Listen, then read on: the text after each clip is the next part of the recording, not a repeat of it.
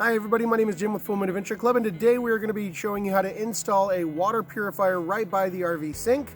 I absolutely love this upgrade. It's one of my favorites. We used to carry bottled water with us because we didn't really like the taste of the water coming out of our freshwater tanks. And so with this upgrade, we have a nice, real big residential style filter that's right from where it comes out of the sink and into our cup, which is great. You can get the water filters that you put onto your freshwater hose and you fill up your fresh tank, or you hook it up to your city water connection. But then it still does go through all those old pipes and into your freshwater holding tanks, and it can still have a little bit of a taste to it. And so I really just wanted a filter right by the little spigot where it just comes straight out of my cup and tastes great. And that's exactly what this one does. It's a residential style filter because I did a lot of online research for the RV water filters that were specifically designed for RVs, and everybody complained that they had a really low flow rate coming out of the faucet. It just took forever to fill up a cup of water. And so this one has a really great flow, and now we have unlimited drinking water, and we fill our ice trays with it, and we do our cooking with it and stuff like that. So it's an absolutely great addition, and I'm going to show you how to install that. And at the end of that, if you'd like to skip ahead past the install, I'll put that number up there so you can just jump to the end, see me doing the taste test, see it in action, and decide if that's the kind of model that you want to go with. If you do, I'll put a link in the description down below for an Amazon link to the one that I picked up. So with all that being said, let's jump straight out to the install. So, opening up the box, the first thing that we are going to find is the mounting hardware, all of the connectors and screws for the installation, a little thank you card. We're also going to have the installation instructions right there. And the filter itself is very large for a residential style install, so I think it's going to last a really long time for our RV install. You have a little bit of plumber's tape, and inside this Mylar bag right here, you're going to have your plumbing and also one wrench. Those two wrenches, there's another one, that's going to both go to the filter for replacement. And inside this last bag, you're going to have your mounting hardware for the actual filter faucet itself, another wrench, and the faucet is just beautiful and all stainless. It's all steel construction, no plastic parts, so I love that. So first off, we have to figure out where we want to put this thing. I'm going to go with this side instead of this side because over there we kind of use it for, fruit bowls and a little bit of space, so I didn't want it to be in the way. Over here, anybody can kind of access it in the RV and get a glass of water, even if somebody is cooking in the kitchen, which is great. Then all the faucets on the sink are still, operational, and they can all move, so that's just fine. So this is the spot that I want to go with. There is this problem with this side. There's a cross bracing that goes underneath here to hold the cabinet up, the countertop, and so I'm going to have to do a little trickery here in a little bit to get around that. Now you can either mark this with a pencil or a marker wherever you want it to go, but it also does have a rubber stopper on the bottom. I'm just going to eyeball it and leave that stopper in place. Then we're going to go ahead and get a drill bit that's slightly larger than the faucet end, and we're going to go ahead and drill it in right there. So once it's driven our hole, clear that up. We're going to check it for fit, and it's a little snug, but it fits really, really well. So that's great. The additional hardware that's going to go on the top is this little rubber piece with the steel finish up top, and that sink's going to go through that, the faucet. And then underneath you're going to have a little rubber gasket, and then your compression fitting right there, your little nut with the twist tie, so you can kind of put that into place and secure it to the cabinet. And then you have your little white compression fitting that's going to pop onto there with your blue tubing pushed into the bottom, and that's pretty much all there is to it. So I'm going to put this in, and I'm going to show you what I had to do to kind of work around all of that little cross bracing underneath. So you can see it's kind of positioned. That looks perfect. Let's go underneath and check it out. So you can see it's right by that wooden piece that goes across there, and that's going to prevent me from actually using the entire twist-on piece that came with the kit. So yours will be a lot easier if you leave yourself some space. What I had to do is actually cut this guy in half to get out the nut, and I'm going to use a standard washer to go in there instead of that nice piece that they had with it, because it just won't fit and I didn't want to have to cut out too much of that wood. So when I hold up the washer and then press the faucet down through it, you can see the washer is going to be held into place, and then we're going to use that nut to just kind of put up there and secure everything into place. Since it is a tight spot, we're not going to be using that rubber piece, by the way. Since it is a tight spot, it'd be hard to use a wrench on that little nut. What I'm going to do is kind of just hold it into place and then twist the faucet up top to really secure that nut in, and we're going to take a look up top to kind of see how sturdy that is, and it is rock solid, so we are good to continue. With that little white piece, little compression fitting, we're just going to push that into place, and it's just going to snap right on there and lock into place with a nice watertight connection. So we're going to try and do that right now. See if we can get that up into place here, and it just clicked right on, no problem. And I did notch out some space in the wood for that beforehand, and we're in good shape now. So now we can put in our blue hose, and that again is just going to push right up in there and click into place, and that's pretty much all there is to it. So once we feel that snap into place there, we are good to go.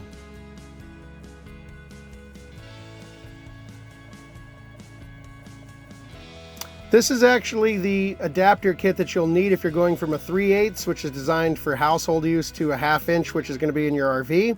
This is what they recommended, and I could not find anywhere at the Home Depot, and they were no help at all. So I used a weird workaround, but if you can find this, it'll make things a lot easier for you. So this is my workaround, and this is the 3/8 inch valve piece that comes with the filter kit, and this is my workaround. That's a 1/2 inch. And the other side is a 3/8. It's going to make things a little longer and a little bulkier, but I had to get this done before we left on our trip, and we were down to the wire. So this is the workaround that I had to come up with, which has been working just fine. And whenever I have the time, I'll probably go back and secure things a little better. But so I did have my little 3/8 inch to 1/2 inch male fitting right there. That's part of the workaround. I'm going to tighten that on really well, and it has a rubber gasket, so we don't really need the plumber's tape for that connection. And once that's on there really good, that's going to be where your blue piece connects into your cold water line right there. So your blue hose is going to go into that, and that's going to splice into your cold water line that used to go to your cold faucet. So you can see that 3/8 to 1/2 inch connection right there. The 3/8 is going to go on the top of the factory valve kit that they had right there, and the 1/2 inch female will go to the sink. And so that's the workaround I did. We're going to put some plumber's tape on there, and we're going to go ahead and secure this 3/8 to the bottom and make sure we get that nice and tight. You don't want to over tighten because some of these do have rubber rings, O-rings inside, and you don't want to crush those because they can break and stuff like that. So once we've disconnected the 1/2 inch line from the cold water at the top of the sink there, the faucet, you're just going to move that anywhere you can so you can work at it, and we're going to screw in our little valve fitting right there to our cold water line. And then we're going to take the other side of my hose that is a 1/2 inch female and connect that to the cold side of the faucet on the sink. And once we have that into place, that's going to provide water to the cold side of the faucet, and it's also going to allow us to attach that valve for our water filter. Now, placing the water filter, it can be placed in pretty much any orientation. It says it doesn't have to be down or up. It can be on its side. It can be pretty much any way you want.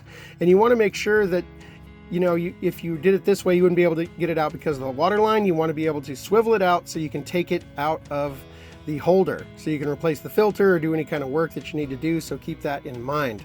Once I've found a nice place for this, which is going to be a horizontal mount, we're going to go ahead and screw this into position, just using the screws that came with the kit. We're going to screw in this holder.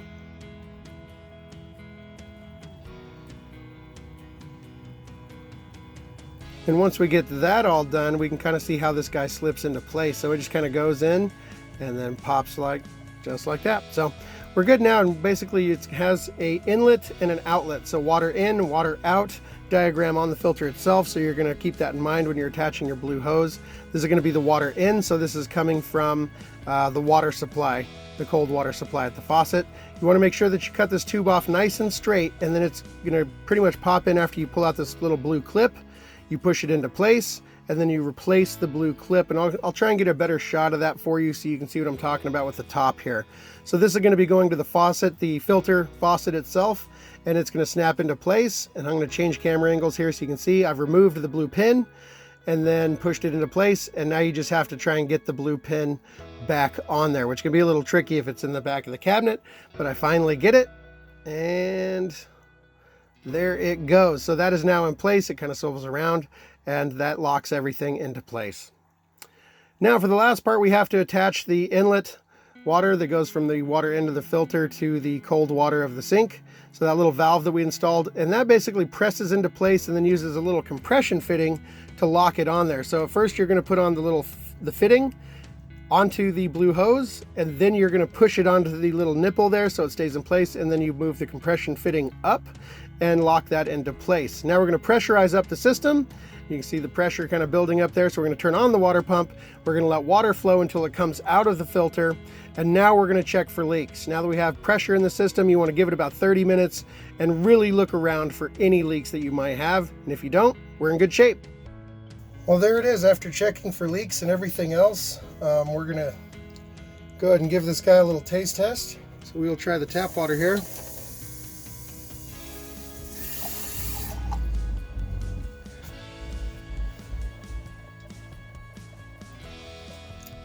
And that tastes very plasticky, just kind of like it's come out of a garden hose, because really it kind of has.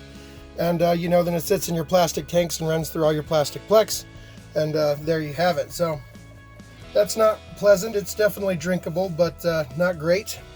And you can see the flow on this guy is just tremendous. Really good flow. We're gonna clean this out a little bit, and then look how fast that fills a glass of water. Very aerated because of the micron count in this guy.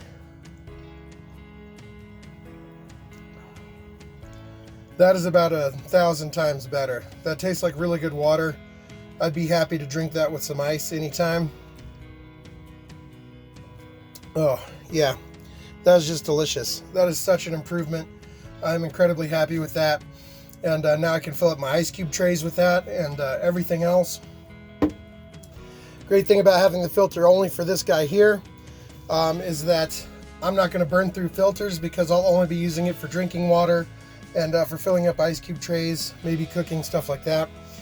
But that's going to go a lot further than running all of your water through a filter on the outside of the RV, which is kind of cumbersome, and you just burn through filters that way, because you're pumping in 100 gallons of water at a time, you know, 50 gallons of water at a time for your fresh water tank. Multiple times, and that can fill up your filters pretty quick. So I'm not worried about showering or even washing dishes with that regular water. It's fine. I would drink the water out of this tank. I do sanitize it from time to time, but having this guy just for pure enjoyment there is just amazing for drinking water and everything else. It looks really good in place, and it's very solid, very sturdy, nice finish. It's all metal parts in there. Which is great, except for, you know, the rubber gaskets, but it's a really good construction, and that's going to last us a really long time, so I love it. Well, there you have it. I mean, the install did take me a couple of hours, you know, and it was really hard getting the camera into those weird tight little spaces, but I hope I kind of helped you figure all that out. It wasn't a hard install. It was just a little time consuming because I did some unorthodox things, and of course I had to make that weird adapter because I couldn't find a 3/8 female to a 1/2 inch female adapter at the Home Depot that I went to, and I really had to do this before we went on our trip. So I did a weird crazy workaround. You may have better luck, and just a simple adapter will send you right off to the races. And of course I drilled down in a weird spot too, so I had to, you know, kind of separate that screw-on adapter and use a nut and a washer instead. But everything's been working great. We've been using it for about 25 days and we're just absolutely loving it. So I hope that helps you out. If it did, please like, share, subscribe. That really helps me out. I will put a link down below if you decide you want to pick up this exact same version. And I think that about wraps it up. So until the next video, thank you so much for watching, and happy camping.